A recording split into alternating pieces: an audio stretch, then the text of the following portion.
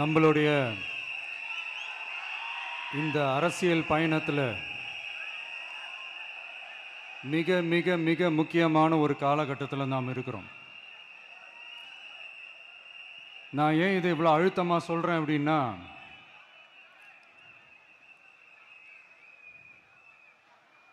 ஏதோ அழுத்தம் இருக்குமோன்னு நினைக்கிறீங்களோ? அழுத்தமா? நமக்கா?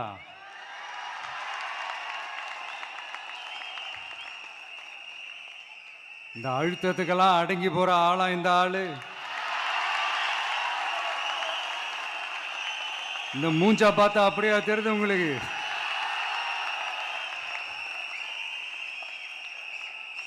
அதனால அப்படியெல்லாம் நடக்காது. அதுவும் முக்கியமா நம்ம கிட்ட அதெல்லாம் நடக்கவே நடக்காது. ஆனா அழுத்தம் இருக்குதான்னு கேட்டீங்கன்னா இருக்குது. அது நான் இல்லைன்னு சொல்ல வரல. நமக்கு இல்ல, மக்களுக்கு. தமிழ்நாட்டை இதுக்கு முன்னாடி ஆண்டவங்களும் சரி பாஜகவுக்கு அடிமையாக தான் இருந்திருக்கிறாங்க. ஸோ அவங்கள நம்பியும் ஒரு பிரயோஜனமும் இல்லை. இப்போ ஆண்டுகிட்டு இருக்கிற இந்த திமுக அரசாச்சும் நமக்கு ஏதாவது செய்வாங்கன்னு பார்த்தா இவங்களும் அவங்கள மாதிரியே தான். இன்னும் சொல்ல போனால் ஒரு படி மேலே, இன்னும் மோசம். அவங்களாச்சும் நேரடியாக சரண்டர் ஆகி இருப்பாங்க, இவங்க மறைமுகமாக சரண்டர் ஆகி இருக்கிறாங்க. அவ்வளோதான் வித்தியாசம். அதனால நீங்க பார்த்தீங்கன்னா அவங்களோட அந்த வேஷம் கலைஞ்சிடக்கூடாதுன்றதுக்காக இந்த கலரா கவர்ச்சிகரமான இந்த அறிவிப்புகள்லாம் வெளியிடுறாங்க. நோட்டீஸ் பண்ணியிருப்பீங்கன்னு நினைக்கிறேன்.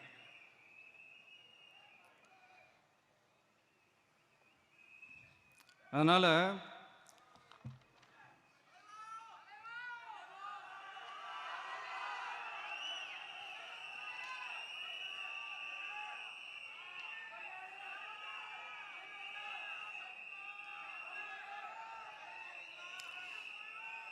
ஸோ இவங்க எல்லாரும் இப்படியே இருக்கிறாங்களே, நமக்காக உண்மையாக உழைக்கிறதுக்கு யாராச்சும் வந்துட மாட்டாங்களா அப்படின்னு மக்கள் ஒரு விதமான அதை வெளியில் சொல்ல முடியாத ஒரு அழுத்தத்தில் இருக்கிற நேரம் இது. மாற்றி மாற்றி ஓட்டு போட்டு ஏமாந்து அவங்க இப்போ நம்மளை நம்புகிறாங்க. நம்மளுடைய இந்த தமிழக வெற்றி கழகத்தை இந்த விஜய் கூட நிற்பான்னு நம்புகிறாங்க.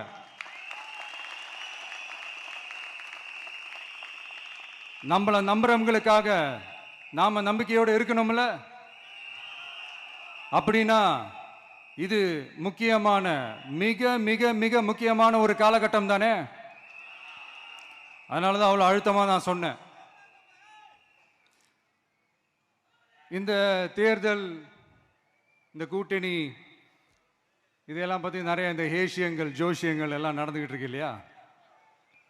என்னப்பா இந்த விஜய் இப்பதான் வந்திருக்கிறாரு, இவர் கூடலாம் யார் வரப்போகிறா, அவங்க வரமாட்டாங்க, இவங்க வரமாட்டாங்க, அப்படி இப்படின்ட்டு நம்மளை பற்றி ஒரு அண்டர் எஸ்டிமேட் பண்ணிகிட்டு இருக்காங்கல்ல. அதுனா நமக்கு புதுசாக என்ன? 30 வருஷமாக நம்மளை அண்டர் எஸ்டிமேட் பண்ணிட்டு தான் இருக்கிறாங்க. ஆனால் மக்கள் கரெக்டாக நம்மளை எஸ்டிமேட் பண்ணி ரொம்ப அழகாக, ரொம்ப அக்கறையாக, ரொம்ப தெளிவாக, ரொம்ப தீர்க்கமாக நமக்குன்னு ஒரு இடத்த கொடுத்துருக்குறாங்கல்ல. எப்படி? என் கேரியரின் உச்சமான ஒரு இடத்த கொடுத்துருக்குறாங்கல்ல. அதை இந்த நாடே பார்த்துக்கிட்டு இருக்குல்ல. ஏன் அப்படி எனக்கு அந்த இடத்த கொடுக்கணும்? ஏன்னா இந்த விஜய் நம்ம பிள்ளையாச்சே, நம்ம அண்ணனாச்சே, நம்ம தம்பியாச்சேன்னு சொல்லி அவங்க மனசுல அப்படி தோணுது. அதனாலதான் நமக்கு அப்படி ஒரு இடத்த கொடுத்து உள்ளன்போடு அள்ளி நம்மளை அரவணைச்சிக்கிட்டு இருக்கிறாங்க. அப்படி நம்மளை நம்புறவங்களுக்காக நாம உழைக்கிறதே அது ஒரு பழக்கமாகி இப்ப அதுவே என்னுடைய ஒரு ஒரிஜினல் கேரக்டராகவே மாறிடுச்சு. இத்தனை வருஷமா இருக்கிற அந்த உழைக்கிற குணம் அது எப்படி மாறும்? அதெல்லாம் மாறவே மாறாது. அரசியலுக்கு வந்ததுக்கு அப்புறமும் சரி, ஆட்சி அதிகாரத்துக்கு வந்ததுக்கு அப்புறமும் சரி, ஒன்னே ஒன்று சொல்ற, எழுதி வச்சுக்கோங்க. இதுக்கு முன்னாடி இருந்தவங்க மாதிரியோ இல்லை இப்போ இருக்கிறவங்க மாதிரியோ ஊழல் செய்யவே மாட்டான்.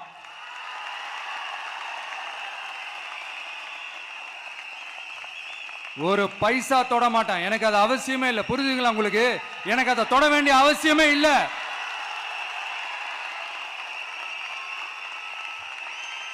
ஒரு துளி ஊழல் கரை கூட படியவே படியாது, படியவும் விட மாட்டான். நீங்க கேட்கலாம், இது என்ன சினிமாவா, இதன முதல்வன் படமா, ஒரே நாள்ல வந்து இவர் எல்லாத்தையும் கிளீன் பண்ணிடுவாரான்னு நீங்க கேட்கலாம். ஓகே, பிராக்டிகலா அது பாசிபிள் இல்லதான், but it is a process, right? It is a process. இப்படி எதுக்குமே ஆசைப்படாத ஒருத்தன் அரசியலுக்கு வரான் அப்படின்னா, அவன் கண்ணு முன்னாடி ஏதாவது ஒரு தப்பு நடக்குது அப்படின்னா, அவன் கண்ணு முன்னாடி ஏதாவது இந்த மாதிரி ஒரு ஊழல் நடக்குது அப்படின்னா, அதை பார்த்துக்கிட்டு அவன் சும்மா இருப்பான்னு நினைக்கிறீங்க?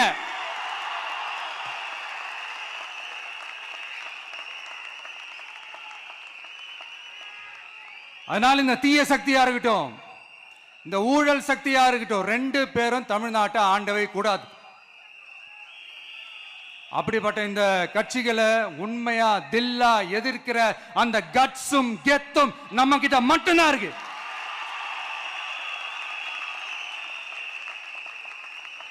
அதனால நீங்க என்ன சூழ்ச்சி நம்ம மேல பண்ணாலும், என்ன அழுத்தம் நீங்க கொடுத்தாலும், இந்த அடங்கி போறதுக்கோ, இந்த அண்டி பொழைக்கிறதுக்கோ, இல்ல இந்த அடிமையா இருக்கிறதுக்கால நாம அரசியலுக்கு வரல. என் மண்ணுக்கும் மக்களுக்கும் யார் என்ன தீங்கு செஞ்சாலும் அதை எதிர்த்து அவங்க கிட்ட இருந்து நம்ம மக்களை பாதுகாக்கிறதுக்காக தான் நம்ம அரசியலுக்கே வந்திருக்கிறோம். அண்ட் முக்கியமா தோழர்களே, மக்களுக்கு என் மேல மட்டும் நம்பிக்கை இருந்தா அது பத்தாது. என் கூட டிராவல் பண்ற என்னோட எல்லா தோழர்கள்கிட்ட அந்த நம்பிக்கை வரணும்.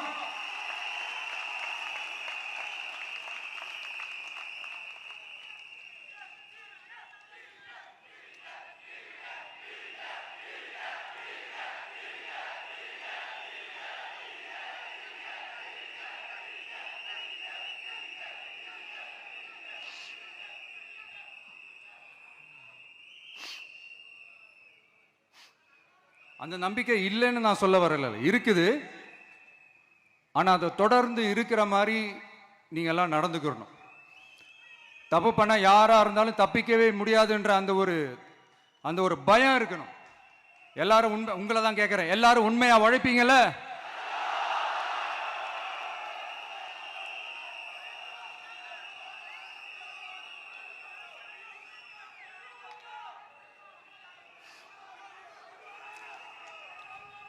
யாருக்காகவும் எதுக்காகவும் நம்மளோட அரசியல்ல காம்ப்ரமைஸ் பண்ணிக்கவே கூடாது. செய்வீங்கல்ல?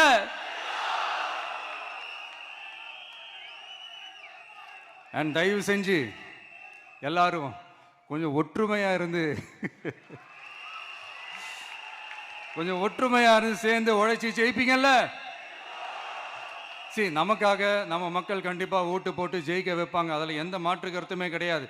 அப்படி ஜெயிக்கிறதுக்காக நாம் என்ன செய்ய போறோம்? மக்களிடம்னு செல்னு அறிஞர் அண்ணா அவர்கள் சொன்னதை ரொம்ப டீப்பாக சின்சியராக அடாப்ட் பண்ணுறதோட மட்டும் இல்லாமல் நம்மளோட அரசியலில் அதை செயல்படுத்தணும். அதுதான் முக்கியம். ஏன்னா இப்போ அரசியலில் இருக்கிறவங்க அண்ணாவை மறந்துட்டாங்க. அண்ணா ஆரம்பித்த கட்சியும் அண்ணாவை மறந்து சுயநலமாக மாதிரி பல வருஷம் ஆச்சு. அண்ணா பேரில் இருக்கிற கட்சியும் அவரை மறந்து பல வருஷம் ஆச்சு. ஆனால் நாம அவரை மறந்துடக்கூடாது.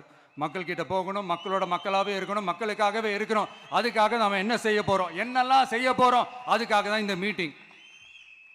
ஆரம்பிக்கலாமா? இந்த ரெண்டு கட்சிகள், ஆண்டு கட்சியா இருக்கட்டும், இப்போ ஆள்ற கட்சியா இருக்கட்டும், அவங்கள பொறுத்த வரைக்கும் பூத்துனா என்ன தெரியும்ல? அவங்கள பொறுத்த வரைக்கும் பூத்துனா கள்ள ஓட்டு போடுற இடம். ஆனா நமக்கு, நம்ம டிவிகேவுக்கு அது ஒரு ஜனநாயக கூடம். அங்க ஜனநாயகம் திருடுறாம நம்ம பார்த்துக்கணும். ஒவ்வொரு ஓட்டையும் நம்ம பாதுகாக்கணும். எப்படி பாதுகாக்கிறது? ஒவ்வொரு வீட்டில் இருக்கிற ஒவ்வொரு ஓட்டும் நமக்கு தானே ஃபர்ஸ்ட் கன்ஃபார்ம் பண்ணுங்க.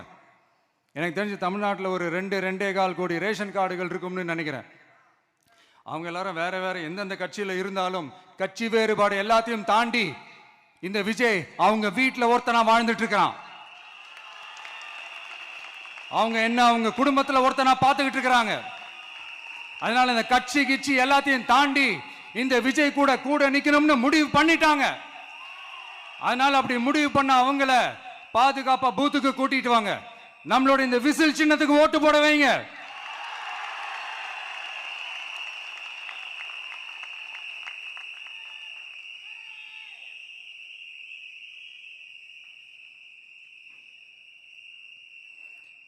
ஒன்றியம், நகரம், பேரூர், பகுதி, கிளைன்னு இங்க வந்திருக்கிற நம்மள எல்லார் நிர்வாகிகளும் தான் நம்ம கட்சியினுடைய ஆணி வேர். நீங்க எல்லாரும் சுதந்திரமா செயல்படணும், சுதந்திரமா செயல்பட விடணும்.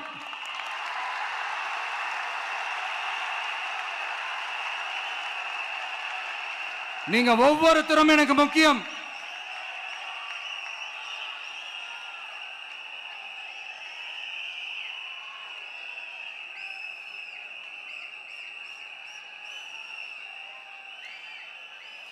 நீங்க தான் நம்மளுடைய இந்த பிஎல்ஏஸ் பூத் லெவல் ஏஜென்ட்ஸோட களத்தில் நின்று வேலை பார்க்க போற ஃப்ரண்ட் லைன் வாரியர்ஸ். இப்ப நடக்க போறது வெறும் எலெக்ஷன் கிடையாது, இது ஒரு ஜனநாயக போர். இந்த டெமோக்ராட்டிக் பேட்டில லீட் பண்ண போற கமாண்டர்ஸ் நீங்க தான்.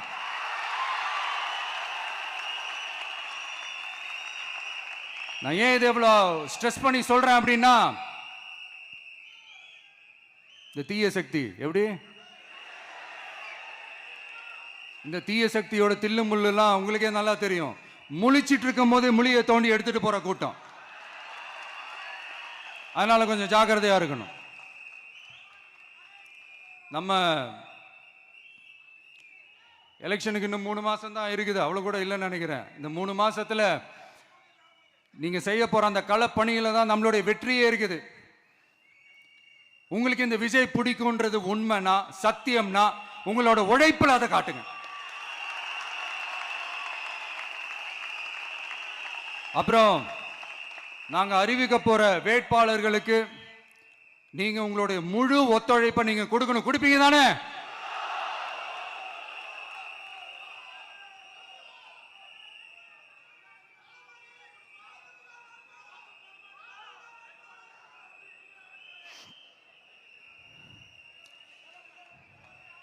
உங்க எல்லாரையும் ஒரு எனர்ஜைஸ் பண்ற மாதிரி உண்மையா நடந்த ஒரு கதை ஒன்று சொல்றேன்.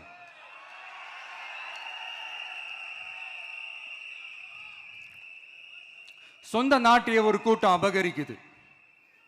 சொந்த நாட்டிலேயே இருக்க முடியாத அளவுக்கு ஒரு நெருக்கடி ஏற்படுது. ஸோ வேற வழி இல்லாமல் அந்த நாட்டை விட்டே வெளியே போய் வேற ஒரு இடத்துக்கு போய் காடு மலை அப்படி இப்படின்னு சுற்றி மறைஞ்சு வாழ வேண்டிய ஒரு சூழ்நிலை ஏற்படுது.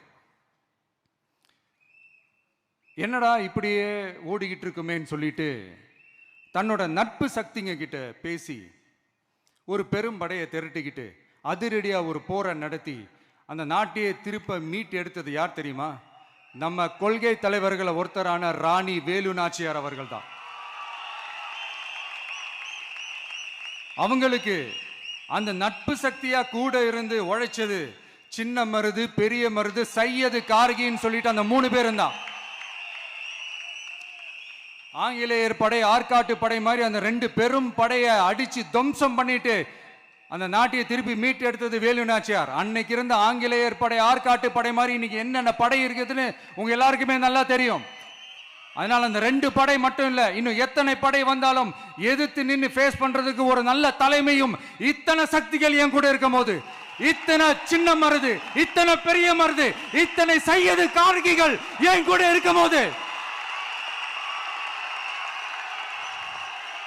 நம்ம நாட்டை நம்மளால மீட்டெடுக்க முடியாதான்னு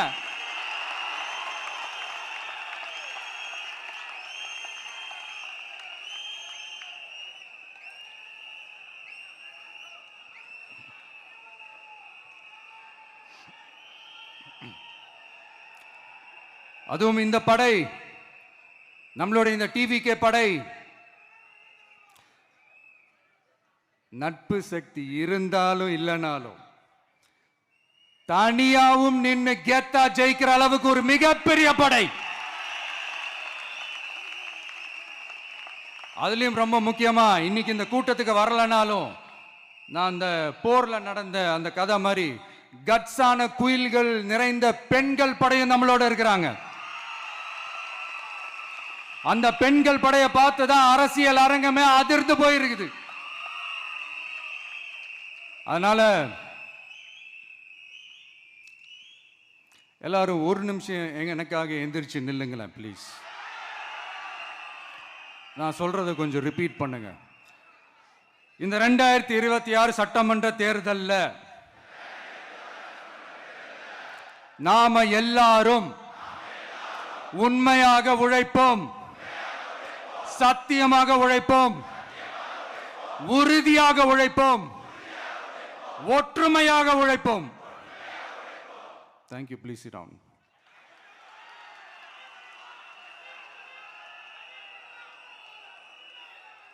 உங்களோட இந்த வார்த்தையை நான் மனப்பூர்வமா நம்புறேன்.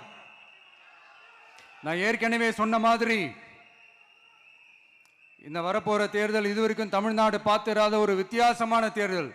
நம்மளுடைய படை வரிசையும் அப்படிதான், ஒரு பவர் பேக்ட் ஃபோர்ஸ். இவ்வளவு நாள் இதை நாம மட்டும்தான் சொல்லிக்கிட்டு இருந்தோம். இப்ப கொஞ்சம் கொஞ்சமா அதை வெளியில சொல்ல ஆரம்பிக்கிறாங்க. என்னடா இந்த விஜய் கூட இருக்கிற ஃபோர்ஸை பார்த்தா சாதாரண ஃபோர்ஸ் மாதிரி தெரியல, மிலிட்ரியோட பெரிய ஃபோர்ஸா இருக்குது, வரப்போற எலெக்ஷனை கணிக்கவே முடியல, அப்படி இப்படின்னு சில குரல்கள்லாம் கேட்க ஆரம்பிக்குது. கணிக்கவே முடியலன்னு அவங்க வேணா சொல்லலாம், ஆனா மக்கள் ஆல்ரெடி கணிச்சு முடிச்சுட்டாங்க. அவங்க மனசை நல்லா புரிஞ்சு வச்சிருக்கிற நமக்கு அது நல்லாவே தெரியும். அதனால இந்த எலெக்ஷன் ரிசல்ட்டுக்கு அப்புறம் இந்த தீய சக்தி கிட்ட இருந்தோம், இந்த ஊழல்வாத அடிமை சக்தி கிட்ட இருந்தோம், தமிழ்நாட்டை மீட்டுட்டோம்னு உறுதியா அறிவிப்போம். அதுல என்ன மாற்று கருத்து கிடையாது. அதனால என் நெஞ்சில் குடியிருக்கும் தோழர்களே, தோழிகளே, உங்களோட நான் இருக்கேன், நம்மளோட நம்ம மக்கள் இருக்கிறாங்க. இதுக்கு மேல என்ன வேணும்? கான்பிடண்டா இருங்க, நல்லதே நடக்கும், வெற்றி நிச்சயம். மீண்டும் சந்திக்கும் வரை நன்றி, வணக்கம். தமிழக வெற்றி கழகத்தின் வெற்றி தலைவர், தர்மத்தாயின் தவ புதல்வன், தலைவரின் பொற்கரங்களால் ப்ளீஸ் சார், ப்ளீஸ் சார்.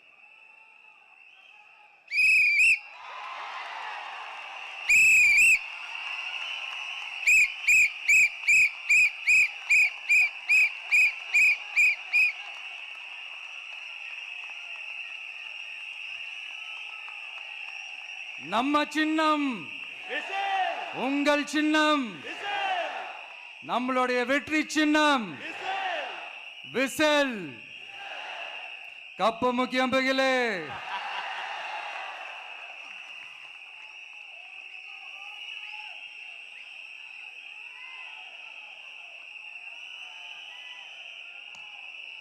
நம்முடைய வெற்றி சின்னத்தை வரலாறு படைக்க போகிற தமிழக வெற்றி கழகத்தின் சின்னத்தை வெற்றி தலைவர் அவர்கள் இப்போது உங்கள் முன்னால் இதோ அறிமுகம் செய்கிறார்.